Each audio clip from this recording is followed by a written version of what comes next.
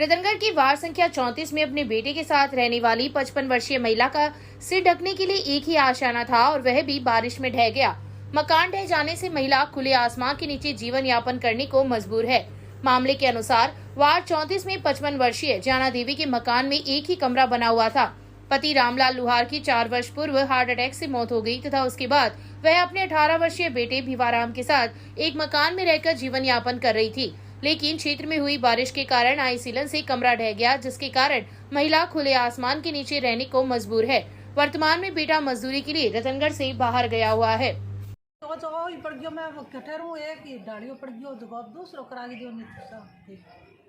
कल भारी बारिश आने की वजह से इनका जो ये कमरा है ये ढह गया है, तो मैं प्रशासन से चाहती हूँ कि इनका जो भी सामान है वो सब इसके अंदर दब गए। इसके रहने की व्यवस्था, खाने पीने की व्यवस्था कुछ भी नहीं है। आपके सामने एक ही ठाव था, वो भी ढह गया है। तो मैं प्रशासन से चाहती हूँ कि इनकी व्यवस्था करी जाए, इनके रहने की, ये खाने पीने की व्यवस्था, इनको जो भी है प्रशासन से हाथ जोड़ के निवेदन है, इनको सहायता करनी चाहिए। भारतीय सशस्त्र सेनाओं की शौर्य व पराक्रम की गाथा बयां करने वाली कारगिल विजय दिवस के उपलक्ष्य में गांव भावनदेसर में 70 पौधे लगाए गए। इस दौरान युवाओं ने शहीदों को श्रद्धांजलि भी दी।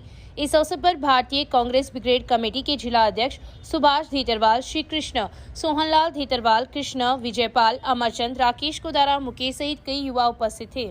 समर्पण सेवा संस्थान की ओर से ग्रीन इंडिया अभियान के अंतर्गत गांव भोजासर की राजकीय उच्च माध्यमिक स्कूल में बुधवार को पौधे लगाए गए। इस दौरान प्रधानाचार्य नरेश शर्मा ने कहा कि पर्यावरण शुद्धि के लिए पेड़ बहुत जरूरी है तथा बारिश के इस मौसम में हमें अधिक से अधिक पौधे लगाकर उनका संरक्षण करना चाहिए। संस्थान के अध्यक्ष वीरेंद्र सैन ने बताया कि ग्रीन इंडिया अभियान के तहत स्कूल परिसर में पौधे लगाए गए हैं, जिसकी सार संभाल स्कूल प्रशासन द्वारा की जाएगी। इस अवसर पर संस्थान के शक्ति सिंह, रमेश गौड़, सुनील सैन, योगेश शर्मा, सुरेश गौड़, अजय प्रजापत, अशोक पारिक, जीवन वर्मा सहित कई लोग उपस्थित थे। राजस्थान राज्य भारत स्काउट गाइड स्थानीय संघ की बैठक बुधवार को हुई। कार्यकारिणी अध्यक्ष डॉक्टर चेतन चौहान, प्रभारी सहायक जिला कमिश्नर विक्रम सिंह चौहान, एडीसी आयुब खान, वशीर शंकर शर्मा के निर्देश में हुई बैठक में संघ के सचिव नरेंद्र स्वामी ने गत बैठक की रिपोर्ट प्रस्तुत की, जिसका अनुमोदन किया गया। सत्र 2021-22 के प्रतिवेदन सदन की पटल के समक्ष रखा गया, जिसका सदस्यों द्वारा अनुमोदन किया गया। संघ के कोषाध्यक्ष डूंगरराम प्रजापत ने सत्र 2021-22 के अंकेक्षित आय व्यय ब्यौरा एवं सीए द्वारा ऑडिट की गई बैलेंस शीट को प्रस्तुत किया, जिसकी सदन ने पुष्टि की। सत्र 2022-23 का अनुमानित बजट सदन के सामने पेश किया गया, जिस पर चर्चा कर सुझाव भी मांगे गए तथा सर्वसम्मति से बजट पारित किया गया। इस दौरान संघ का 34वां वार्षिक अधिवेशन 3 अगस्त को भुआलका राजकीय बालिका उच्च माध्यमिक स्कूल में तथा स्काउट गाइड प्रशिक्षण व जांच शिविर में 13 से 18 अगस्त तक संकट मोचन बालाजी मंदिर में आयोजित करने का निर्णय लिया गया। इस दौरान ऑनलाइन पंजीकरण, निष्क्रिय हुए स्काउटर को सक्रिय बनाने सहित कई मुद्दों पर भी चर्चा की गई। प्रधानाचार्य अयूब खान ने आगंतुकों का आभार प्रकट किया। राष्ट्रगान के साथ संपन्न हुई बैठक में दर्जनों संभागी उपस्थित थे।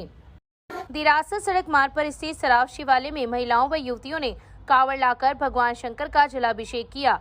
गांव दिरासर के पास स्थित सरकड़ा सती मंदिर में महिलाओं व युवतियों द्वारा कावड़ लाई गई तथा शिवालय में पंडित शिवनारायण शास्त्री के सानिध्य में पूजा अर्चना कर भगवान शंकर का जलाभिषेक किया गया। इस अवसर पर पार्षद लालचंद प्रजापत, बाबूलाल प्रजापत, सीताराम पारिक, गोगराज पारिक, चंपा देवी, पूजा, पूनम, सचिन, विजय पुखरा सहित कई लोग उपस्थित थे। कावड़ यात्रा रानी छतर माता जी से मंदिर से लेकर सराफ शिवालय के पास आए थे। जो शिव भगत है, जो जलाभिषेक वहाँ पे शिवालय के अंदर किया था। सभी शिव भक्तों को बहुत बहुत धन्यवाद। भानीदोरा मंदिर में श्रावण मास के उपलक्ष्य में प्रतिदिन धार्मिक कार्यक्रमों का आयोजन किया जा रहा है। बीती रात भानीदोरा भक्त मंडल के तत्वाधान में सामूहिक आरती एवं भजन कीर्तन का आयोजन हुआ। इस दौरान मंदिर परिसर की सजावट की गई तथा भगवान शंकर का श्रृंगार किया गया। पुजारी श्री राम चोटिया ने पूजा अर्चना संपन्न करवाई। चोटिया ने बताया कि प्रतिदिन सामूहिक आरती के पूर्व मोहल्ले की बालिकाओं द्वारा विभिन्न प्रकार की झांकियों की प्रस्तुति भी दी जाती है, जिसमें काफी संख्या में मोहल्ले के लोग उपस्थित रहते हैं तथा सामूहिक आरती के पश्चात प्रसाद का वितरण किया जाता है। इस अवसर पर ओम प्रकाश प्रजापत, घनश्याम मंगलहारा, मधुसूदन चोटिया, पूर्व पार्षद जयप्रकाश चोटिया, गोपाल ब्राह्मूलिया, चेतन मंगलहारा, ओम प्रकाश बबेरवाल, राजश्री चोटिया, डिम्पल मंगलहारा, सोनू बंसिया सहित कई सैकड़ों लोग उपस्थित थे। होटल में घुसकर मारपीट करने के प्रकरण में पुलिस ने 5 लोगों को गिरफ्तार किया है। गिरफ्तार किए गए आरोपियों को चूरू कोर्ट में पेश किया गया, जहां पर उन्हें 2 दिन के पुलिस रिमांड पर भेजा गया है। मामले के अनुसार 21 जुलाई को तड़के हुडीरा फाटा के पास स्थित एक होटल में घुसकर आरोपियों ने तोड़फोड़ करते हुए कर्मचारियों के साथ मारपीट की थी तथा गले में रखे 26,000 रुपए भी निकाल कर ले गए। इस संबंध में होटल मालिक कानाराम जाट निवासी चंपावासी ने पुलिस में मुकदमा दर्ज करवाया था।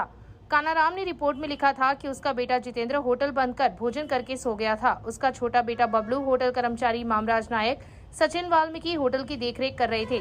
21 जुलाई के तड़के लूंच निवासी विनोद सिंह व श्याम सिंह सहित कुछ लोग हाथों में लाठी व सरिया लेकर होटल पर आए तथा तोड़फोड़ शुरू कर दी। होटल की सार संभाल कर रहे बबलू, मामराज और सचिन ने उन्हें रोकने का प्रयास किया तो इन लोगों ने उनके साथ भी मारपीट की और जाति सूचक गालियां निकाली और वहां से जाते समय गले में रखे 26,000 रुपए भी ले गए। प्रकरण में पुलिस ने कार्रवाई करते हुए लूंच निवासी 25 वर्षीय अजय पाल उर्फ बाबू सिंह, बीकानेर के गाँव कानवी निवासी 20 वर्षीय धीरेन्द्र सिंह, 26 वर्षीय किशन सिंह, 22 वर्षीय जितेंद्र सिंह एवं 25 वर्षीय जितेंद्र उर्फ गट्टू सिंह को गिरफ्तार किया है। गिरफ्तार आरोपियों को डीवाईएसपी हिमांशु शर्मा ने चूरू कोर्ट में पेश किया, जहां से उन्हें 2 दिन के पुलिस रिमांड पर भेज दिया गया है। पोदार गेस्ट हाउस में राजस्थान मेगा ट्रेड फेयर मेले में प्रतिदिन लोगों की भीड़ देखने को मिलती है। मेले में बच्चों सहित सभी वर्गों के लोग लुत्फ उठा रहे हैं। श्रावण माह में खुशनुमा मौसम में लोगों के कदम मेले की तरफ लगातार बढ़ रहे हैं तथा खरीदारी भी परवान पर है। इवेंट कंपनी के सुनील शर्मा ने बताया कि मेले में दिन प्रतिदिन लोगों की भीड़ बढ़ रही है। एक ही छत के नीचे उन्हें विभिन्न प्रकार के घरेलू उत्पाद उपलब्ध हो रहे हैं। वहीं मेले में लगे विभिन्न प्रकार के झूले व फूड जोन में शहर के लोग लुत्फ उठा रहे हैं। मेले में सजी दुकानें आकर्षण का केंद्र बनी हुई है। उक्त दुकान पर विभिन्न प्रकार के घरेलू सामान उपलब्ध हो रहे हैं। इसके अलावा क्रोकरी, कपड़े, किचन का सामान, आर्टिफिशियल ज्वेलरी, विभिन्न प्रकार के खाद्य उत्पाद लोगों के मन को भा रहे हैं। इसके अलावा फूड जोन में पाव भाजी, बर्गर, पिज्जा, छोला भटूरा, गोलगप्पे, झालमुड़ी, भेलमुड़ी, आइसक्रीम के काउंटरों पर भी काफी भीड़ रहती है। राजस्थान सरकार द्वारा उपभोक्ताओं को बिजली के बिलों में राहत देते हुए 50 यूनिट बिजली फ्री की घोषणा की गई थी। घोषणा को लेकर जोधपुर डिस्कॉम ने भी उपभोक्ताओं को राहत देनी शुरू कर दी, लेकिन दूसरी तरफ राज्य सरकार द्वारा प्रति यूनिट 24 पैसे सरचार्ज के नाम से वसूलने शुरू कर दिए, जिसको लेकर क्षेत्र के लोगों का कहना है कि सरकार द्वारा बिजली उपभोक्ताओं को 50 यूनिट का फायदा दिया गया था और दूसरी तरफ 24 पैसे प्रति यूनिट पर सरचार्ज वसूला जा रहा है, जो उनके साथ विश्वासघात है। सरचार्ज के चलते लोगों को बिजली के बिलों में कोई भी फायदा नहीं हुआ।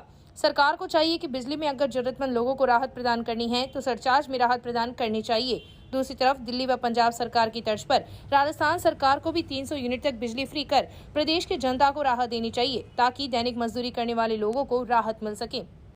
मेरे हिसाब से तो राज्य सरकार जनता को एक तरह से गुमराह कर रही है। मुझे नहीं लगता कि पूरे राजस्थान में ऐसा कोई घर होगा कि जिसमें 50 यूनिट तक ही बिल आए। मैं देखता हूं कि इस भयंकर गर्मी में और ख़ास करके किसान भाई हैं या जो देहात में जो लोग रहते हैं उनका बिल, या जो दुकानदार है उनका बिल, किसी का भी बिल मैंने आज तक मैं अपने जीवन में 50 यूनिट तक का नहीं देखा है। और दूसरी बात, सरकार एक हाथ से दे रही है, दूसरे हाथ से ले रही है। बिजली की दरें जो बढ़ाई है, जो 50 यूनिट ज़रूर कम की होगी, लेकिन जो दरें इतनी ज़्यादा कर दी है, स्थायी शुल्क इतना ज़्यादा बढ़ा दिया है कि जो 50 यूनिट दे रही है उसके बदले में 100 यूनिट के पैसे से सरकार जो आम गरीब जनता है, पीड़ित जनता, उनसे ले रही है। तो मुझे नहीं लगता कि आम आदमी और आम जनता को कहीं पर भी इस सरकार की जो ये टैरिफ है उससे कुछ फ़ायदा हो रहा है। सरकार का केवल एक ये जनता को लुभाने का और वोट बटोरने का एक माध्यम ज़रूर हो सकता है। उसका लाभ मिल रहा है, नहीं उससे कम आ रहे हैं। अब 300 साढ़े 300 रुपये कम आ रहे हैं। पहले 2,500-3 हज़ार रुपये बिल आता था हमारा, अब 2200-2100 आता है। हाँ, हो रही है।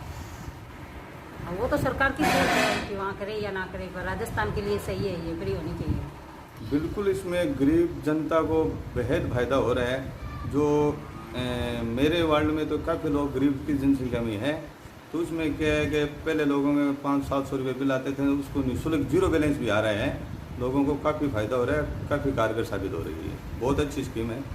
इसके बाद में भी अपने हरियाणा या राजस्थान, पंजाब, गुजरात की सरकार की तर्ज पे हमें राजस्थान में अगर बिजली सरकार को करनी चाहिए तो और भी बेहद फ़ायदा हो सकता है, सरकार को भी फ़ायदा होगा।